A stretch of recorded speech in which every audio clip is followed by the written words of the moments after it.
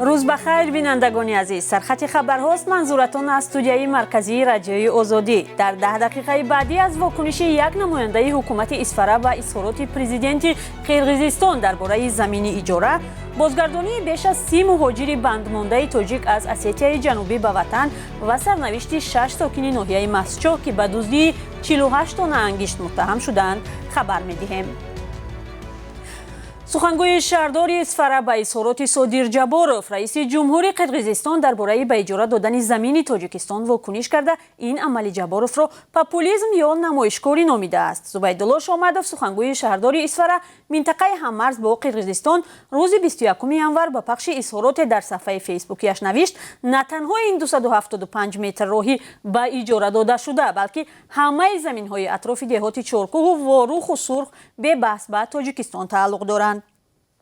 پیشتر از این صادر جباروف روز 17 ینور در صحبت با نشریه ویچرنی بیشکک گفت سازشنامه قبلی درباره به اجاره دادن راه به قرقیزستان را اعتراف نمی‌کند. بنا به این سند که سال 2009 میان دبیران شورای امنیت تاجیکستان و قرقیزستان امضا شد، جانب تاجیکستان قطعه راه را به درازی 275 متر در سمت اوشت بادکند اسفره به مدت 49 سال به قرقیزستان اجاره داده است.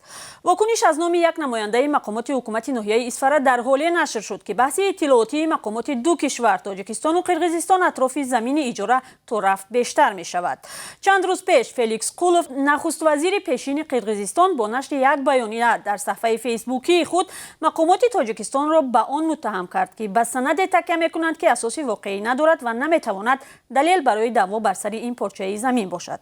تاجیکستان و قرقیزستان از زمان به دست آوردن استقلال در 30 سال پیش تا کنون نتوانستند صدها کیلومتر مرزهای پیچیده خود را تعیین و علامت گذاری کنند. در نتیجه جنجال و دعوا و کشمکش‌ها در دهات نزدیمازی از هر دو طرف 10 نفر کشته و زخمی شدند. سفارت تاجیکستان در روسیه در خبرنامه گفت 38 مهاجر بندمانده تاجیک از اسیتیای جنوبی به وطن بازگردانیده شدند. این مهاجران تاجیک به دلیل محدودیت پاندمی و منع ورود به حدود روسیه بند مانده بودند. آنها پیوسته به رادیوی آزادی مراجعت و شکایت می‌کردند که در شرایط بد قرار دارند و ماه‌هاست نمی‌توانند به وطن برگردند. سفارت خبر داد که این شهروندان تاجیکستان روز 19 ینور از شهر اسخیموالی آورده شدند. به قول نمایندگی دیپلماتی همچنین به مهاجران کمک‌های ضروری رسانیده شده است. نزدیک 300,000 شهروند تاجیکستان در چند سال اخیر از روسیه اخراج شدند. حامیان حقوق مهاجران بر اینند که در اکثر موارد شهروندان تاجیکستان را به یگان قانون شکنی و با بهانه‌های ناچیز خارج می‌کنند.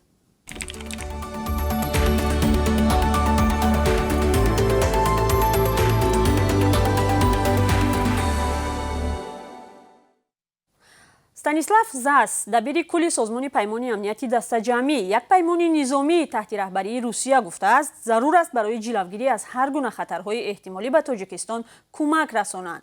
در یک بیانیه رسمی که روز 20 ینور در وبسایت سازمان مذکور نشر شد آمده است ستانیسلاف زاس در حضور گروه از وکیلان دومه دولتی روسیه دایر به اوضاع منطقه از جمله افغانستان ناآرام صحبت کرده به ضرورت کمک به تاجیکستان برای پیشگیری از خطرهای احتمالی تاکید کرده است. در بیانیه گفته نشده است که به چه نوع کمک ضرورت است، اما اول همین ماه الکساندر لوکاشنکو رهبر جمهوری بلاروس در نشست آنلاینی سازمان پیمان امنیتی دسته‌جمعی گفت امامعلی رحمان رئیس جمهوری تاجیکستان سالهاست که از این سازمان اسلحه و مقامات جنگی می‌خواهد ولی نگرفته است. او افزود اگر این کمک رسانیده نشود حادثه های قزاقستان میتواند در تاجیکستان هم تکرار شود. حکومت قزاقستان برای فرو نشاندن آشوب هایی که بعد تظاهرات آسایشته سر زد نیروهای پیمان امنیتی دسته‌جمعی را به کمک خواست. در این ناآرامی ها بیشتر از 200 نفر کشته شدند. مقامات قزاقستان میگویند در شهر الماتا صحنه اساسی تظاهرات ضد حکومتی و ناآرامی‌های خونین گورهای مخفی پیدا کردند. سلطنت ازیربک، سخنگوی ریاست پلیس الماتا، روز 20 ینور گفت که گورها را آدمان ناشناس کندند تا تشخیص شرکت‌داران در ناآرامی‌ها مشکل شود. قناعت تایمردانوف، سردار ریاست پلیس الماتا، گفته است که در روزهای ناآرام اول ماه ینور به سردخانه‌های شهر تروریستان حمله کردند و 41 جسد را با خود بردند. مقامات قزاقستان از جمله رئیس جمهور قاسم جومرت توقیف گفته است که تظاهرات آسایشته که بر ضد بالا بردن قیمت غاز آغاز یافت از طرف تروریستان ба хунрезӣ кашида шуд ки мехостанд ҳукуматро сарнагун кунанд, аммо ҳеҷ далелу шаҳодате дар ин замина пешниҳод накарданд. мақомоти расмӣ мегӯянд ки дар натиҷаи нооромиҳо 227 нафар аз ҷумла 19 маъмури амнияти кушта шуданд. ҳомиёни ҳуқуқ мегӯянд ки шояд теъдоди қурбониён бештар бошад, чун баъд аз нооромиҳо даҳҳо нафари дигар бенишон шудаанд.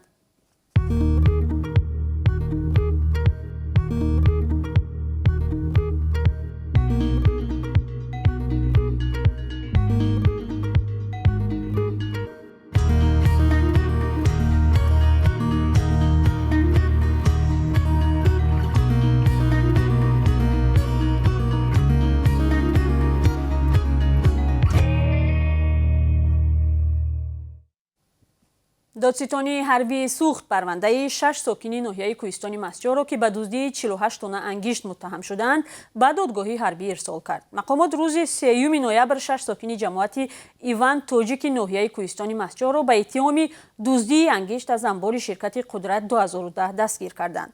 пайвандонашон иттиҳоми дуздӣ нисбат ба онҳоро беасос медоранд ва ба бегуноҳии онҳо таъкид доранд. парвандаро ба он хотир додситонии низомӣ тафтиш намуд ки Зайниддин Хуҷаорифов яктан аз гумонбарон корманди идораи ҳолатҳои фавқулода аст.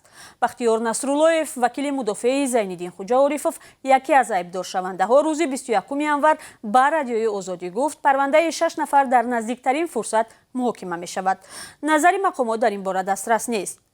гумонбарон аз 25 то 34 сола ҳастанд ва ҳаҷми зарари расонидаи онҳо ба ширкат ҳудуди 28 000 сомониро ташкил медиҳад. ширкати Қудрат 2010 5 сол қабл фаъолияти худро дар кони ангишти ғузни кӯҳистони Масҷо шурӯъ кард. дар шӯъбаи корҳои дохилии ноҳияи кӯҳистони Масҷо ба радиои Озодӣ гуфтанд, ин 6 нафар бар асоси шикояти раҳбари ширкати Қудрат 2010 боздошт шуданд. бархе аз манбаъҳои наздик ба ширкати Қудрат 2010 мегӯянд, масъули асосии ин ширкат дар Душанбе қарор дорад ва ба хонаводаи президент наздик аст. дурустии ин иддао тасдиқ нашудааст. ҳанӯз маълум нест ки чӣ тавр 48 тонна ангишт аз ин ширкат дуздида шудааст. палатаи поёнии парлумони Фаронса бо судури як қатнома ҳукумати Чинро ба ҷиноят бар зидди башарият ва наслкушии ақалиятҳои уйғур дар вилояти Шинҷон муттаҳам кард.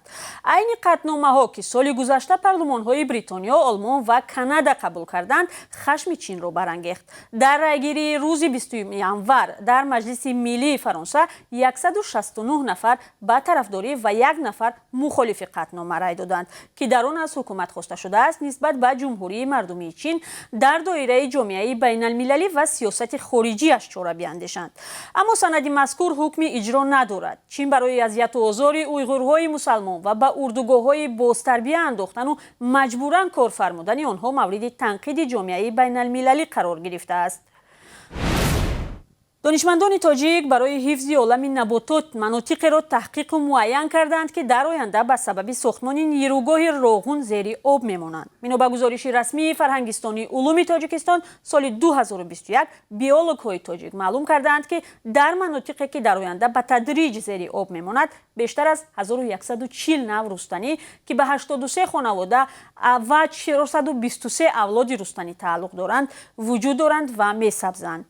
дар байни онҳо ба гуфтаи донишмандони тоҷик 24 навъи рустаниҳое ҳастанд ки ба китоби сурхи ҷумҳурии Тоҷикистон дохил карда шудаанд. биологҳои кишвар ҳангоми омӯзиши минтақа бо ҳадафи ҳифзи олами набототи он ҷо зиёда аз 100 намунаи тухмии растаниҳои нодиру бумӣ ва ё таҳҷоӣ ва дар маърази хатари нобудиро ҷамъоварӣ карда дар боғи ботаникии шаҳри Кӯлоб кишт намуданд.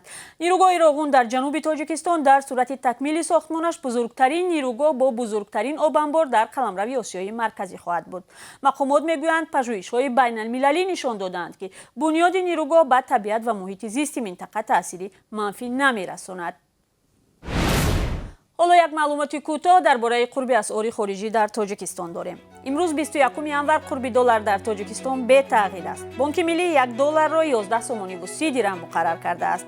1 евро 12 сомониву 81 дирам аст. қурби рубли русӣ нисбат ба дирӯз андаке боло рафта 1000 рубл ба 147 сомониву 10 дирам баробар шудааст. дӯстони хубам, ташаккур ки то ин сониyaҳо моро тамошо кардед. сархати рӯйдодҳо дар ҳафтаи ҷорӣ ба поён мерасад. агар шумо навор ё хабару гуфтание доред, лутфан бароямон бирасонед. 3 соат баъд шуморо дар барномаи ахбори Озодӣ мунтазирем. то мулоқоти навбатӣ, рӯзи хуб дошта бошед.